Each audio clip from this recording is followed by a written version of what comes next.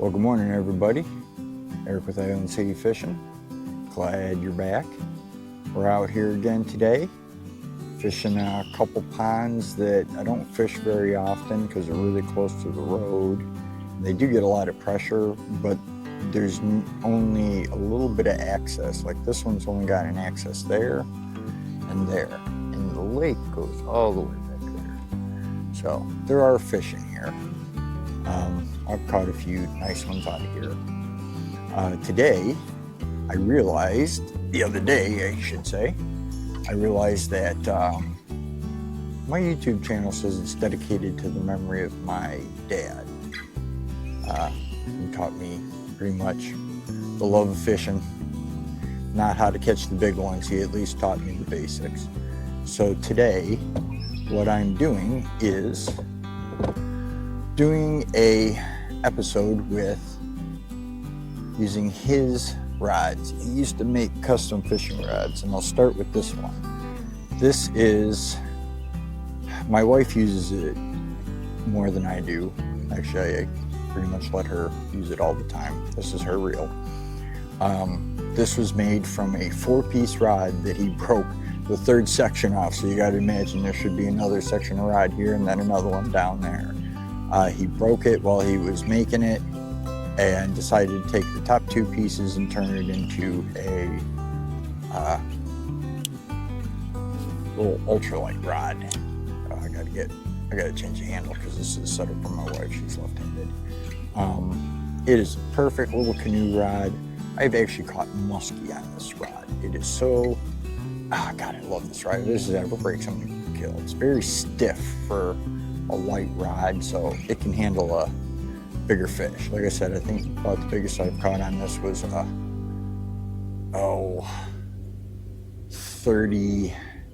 32-inch muskie. Then here's my other one. My dad was real big on fancy wraps. You can see his signature there. This was lure weight, or line is 6 to 10 pounds. Of course, the train's got to go by. Okay, there's an 18-mile long freight train on the tracks right behind me, so we'll just have to deal with that noise for a minute because it's not going away. Anyways, we can see his signature there. The line weight is 6 to 10 pounds, lure weight 1/8 to 3/8 ounce, custom handcrafted by Bob Vasco. Now, I don't know why he chose to make such a short rod and put such a long handle on it. I mean, it's really kind of in the way. My dad was always trying to do something new and different, and sometimes he won, sometimes he lost. Although I do believe that this has probably lost a little bit of tip along the way, as almost all my rods have. But it's a nice little kayak rod. We're going to use this for our wacky worms. This is really stiff. Like he built this, I think, for northern. Why he built such a almost ice fishing rod for catching northern, I'll never know. But I do love this rod. I mean, my dad made it. He didn't make it for me. I don't have any of the ones he made for me. I broke them all. I'm such a bad son. Anyways, enough of that. We are going to go get started here. We're going to start off with the ultralight and the mini chatterbait. I got to switch the handle here. So let me get this done and we'll start. I remember, being as this episode is dedicated to my dad, me and my dad did fish this lake. There's another lake we're going to go to in a little bit after we fish this one out. Right across the street here that me and my dad fished a lot. I have a really good memory of me and him catching a bunch of crappie over there. But we did fish in this lake a few times, only from the bank. I don't think we ever took the canoe in here. Me and my dad had this old 16-foot aluminum canoe, or I'm sorry, 14-foot aluminum canoe. And we took that thing everywhere. I destroyed the top of my Kia putting that thing on there. The roof of my Kia was nothing but scratches and dents because we put the canoe on there so often. That's okay. We had a lot of good times. That car was a piece of junk anyways. One thing I will say about this short rod, as much as I love it, it is very inaccurate. It's hard to get a good, accurate cast. I think that's why my wife ends up in the tree so much.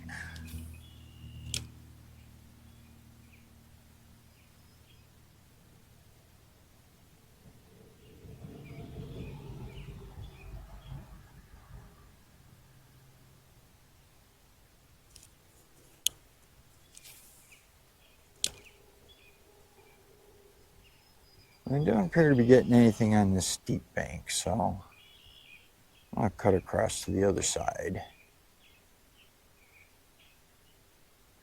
Because I know right off that point down there, I have caught some fish.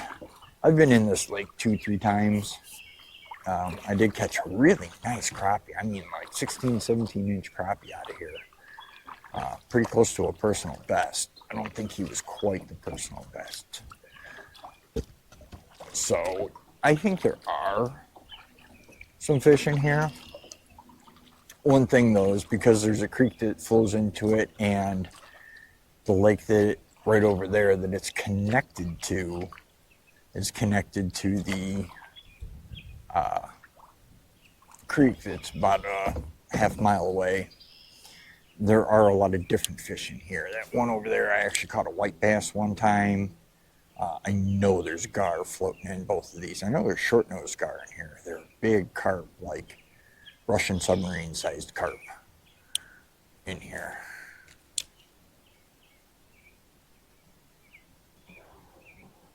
In both these lakes, I've seen them over there.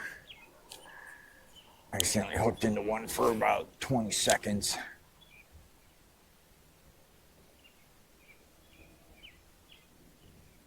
Ooh, here we go. What we got? A little bass. Huh? Oh, how did you do that? Poor guy. Come here. He will be gentle. That was a bad place. I was trying to get you out of here, Dink. And you jumped right in the boat. And you stuck me. Get out.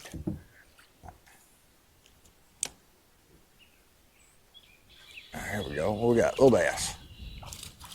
This might be a little bass day. Here we go. Doesn't stay good all the time. A little bass.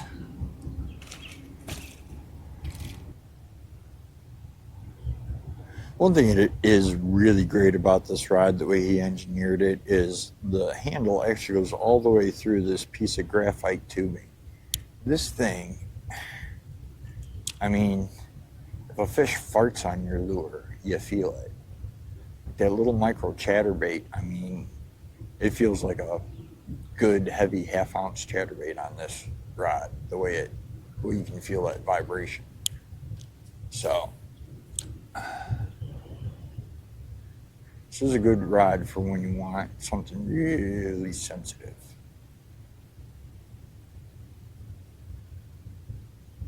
I know my dad used to make rods that were so sensitive that you could put the tip on your neck and have someone hold the handle and they could feel your heartbeat. I mean, that's sensitivity.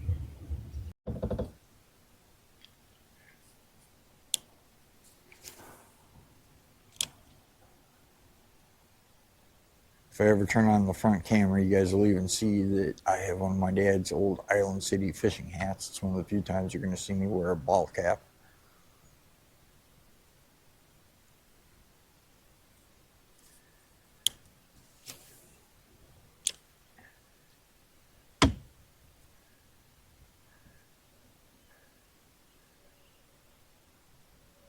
Alright, we are coming up onto the area that I really want to fish.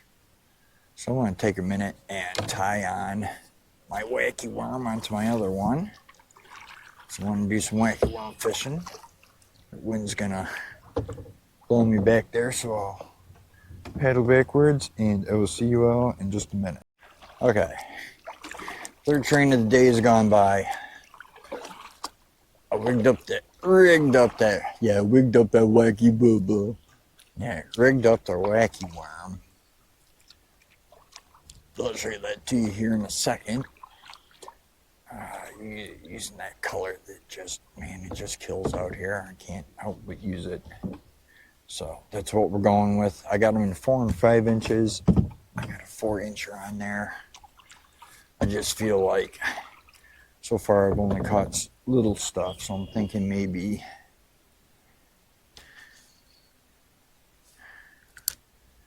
we got a shy bite or we got little ones in here.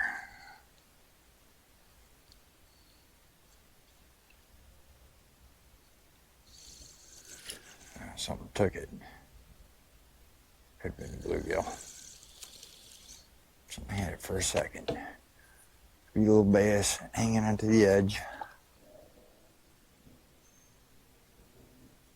Oop, there's a bass.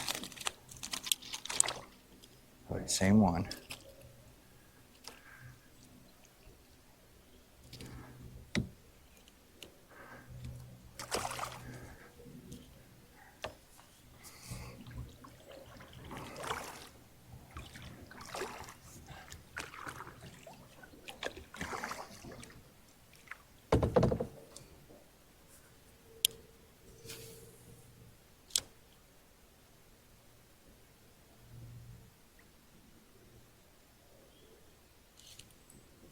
Ooh, here's something heavier.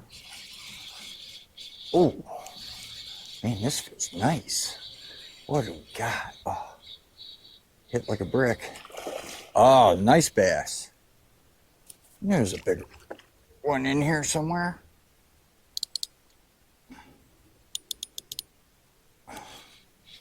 Oh, look at that guy. On the micro shooter.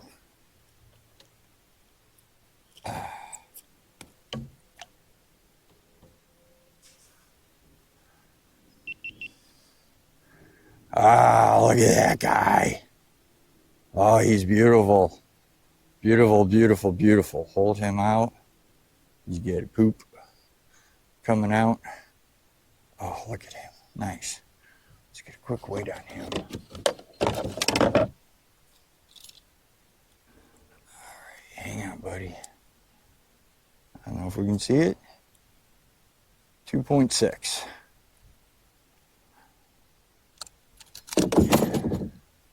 2.6. Big old guy. All right. Let's let him go. Man, that's a fun on the ultralight. I can see a lot of rough fish up there. Woo! That's the way we do it. Normally I only like to take 1 rod, if I can at all help it. Though I usually do bring 2. But today I want to do some, want to use Island City Custom Tackle. That was the name of my dad's business, and the reason why my channel is called Island City Fishing.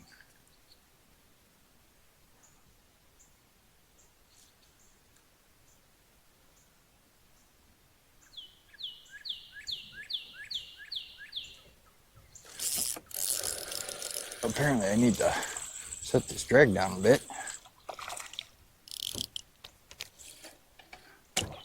What were you gonna do with that wacky worm, buddy?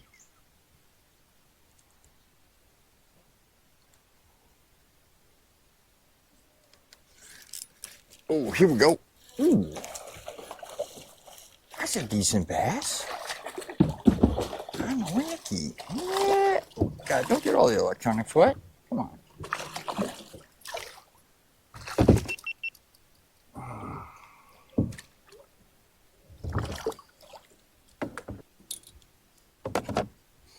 There we go. Pound, pound and a half. Fun. Nice guy. Thanks for coming in. Hey, you something. The wacky worm for the wacky win.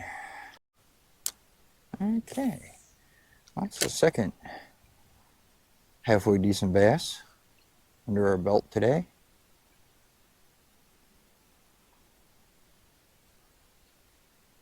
That just goes to show you that even when you have a lake that's pressured, you just gotta kind of find a place where they don't get pressured, because fish will avoid spots that they get, you know, caught in. I know the lake over on the other side of the road that we're going to go to here in a little bit, if you throw a worm on a hook in there, the bluegill run. I mean, literally they run. They see it and like take off, like they just like vacate the spot because they know someone's trying to fish for them. I think they've just gotten so used to people throwing a worm on a bobber in there that they reject it. So find something that people aren't using. Find a spot where no one fishes. Take a little hike. Go around the other side of the lake. When I was a kid, I remember I used to always think, if I could just get out to the middle of the lake, I could catch such big fish, because all the big fish are out in the middle of the lake. And now I'm a grown adult, and I can get to the middle of the lake, and I fish the shoreline. Okay, well, I think it's time to pull out and go try the other lake, see what we get over there. Okay, next lake, we had to do a bit of a drag to get down here. We're going to try this little outflow. This is where everybody fishes, so like the fish don't even like to hang around here. It sucks. It should be like the spot, but there's nothing. It's a dead drum floating around. So there's drum in here. Drum get pretty big and they are fun to catch. Wouldn't mind hooking into a 2 or 3 pound drum on the ultralight. Think that could be handled. Okay. Let's stop wasting time where I know there ain't fish. Alright. So, on the theme of Island City custom tackle, Island City fishing, me and my dad fished this lake a lot. Ooh, here's something. A little bass. I mean, we fished it a lot because it used to be a lot more accessible before the Fragmite came in. Before the Fragmite came in, you used to be able to walk and access most of this lake. You cannot do that anymore. Not anymore. But this little first finger we'll get into here. Me and my dad one day walked down there, and oh man, did we slay crappie. Just literally one right after the other. We must have caught 20, 30 crappie in just a couple hours time. It was so much fun.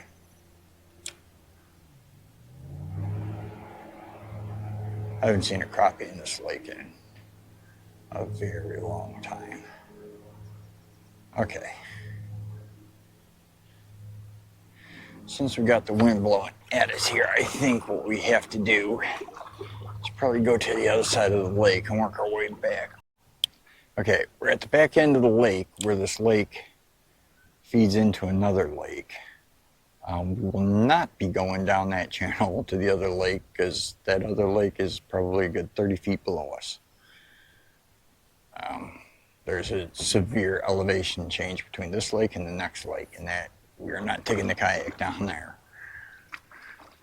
If things go right and I see a good spot, I might jump out and check it out, but we're not going over there. So I actually used to be able to walk down here. I'd come from this side and cross over and shore fish right here And I did really good back in the day. You cannot walk back here anymore. Between the fragmite and just the trees growing over, it's just never going to happen.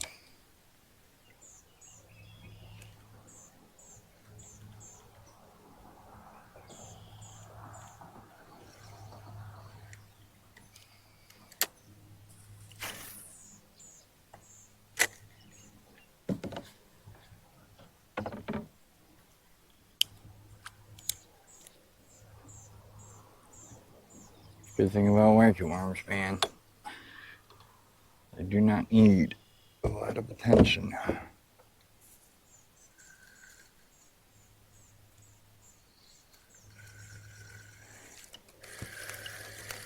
There we go, there's something. Wacky bass are jumping. Electronics getting wet. See? Stop.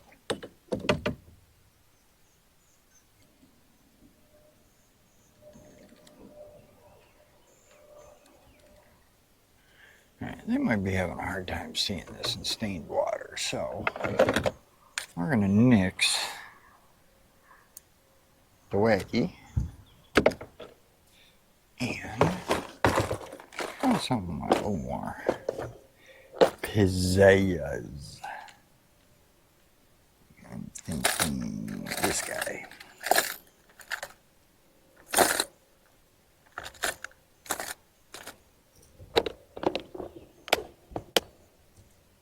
I've used these to great effect.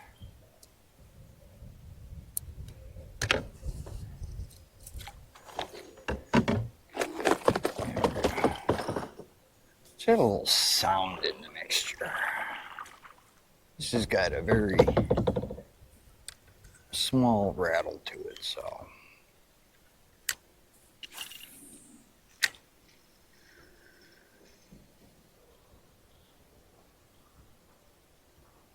Well, we definitely eliminated out on dinks today, that's for sure.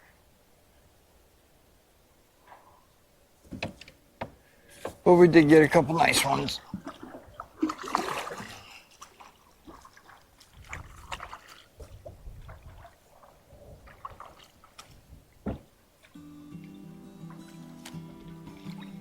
And it is a beautiful day for fishing. Maybe not for fishing, but for humaning. All right, everybody, I think we're done for today. It was a fun day out here using Island City custom tackle rods. If you want to get yourself an Island City custom tackle rod, well, you can't because you don't make them no more. So they are absolute treasures to me. There's sometimes I think maybe I should stop fishing with them, but it's not why my dad made those rods. He did not make them to put on a shelf and look at. He made them to come out here and catch fish. And that's what we did. So, Dad, I miss you. Thank you for the rods. Everybody else, if you enjoyed it, go ahead and like and subscribe. We'll catch you next time.